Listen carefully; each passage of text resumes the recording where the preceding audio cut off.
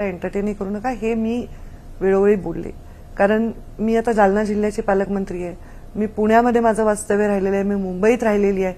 या घटना सगळीकडे वेगवेगळ्या पद्धतीने घडत आहेत. त्या घटनांना कुठेतरी वेगळ्या म्हणजे चर्चेला नेऊन त्याला डायव्हर्ट झाल्यामुळे असं होऊ शकतं.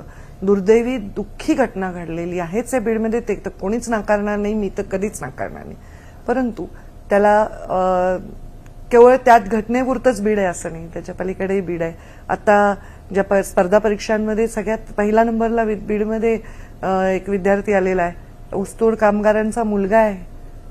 बघा काय म्हणजे जर सगळ्यात कष्ट करणारा समाज ऊसतोड कामगारांचा असतो, त्याच्यामध्ये काही वंजारी समाज एकटा नाही आहे, त्याच्यामध्ये सगळ्या जातीचे लोक ऊस तोडतात, गरीब लोक ऊस तोडतात, कष्टाचं काम आहे. पण जो कष्ट करत नाही ना तो त्याला बघा ना तुम्ही की तो कष्ट करत. इथं कष्ट करतायत लोक, कष्ट करून स्वतःचा पैसा कमवतायत, स्वतःचं नाव कमवतायत, आपल्या मुलांना शिकवतायत.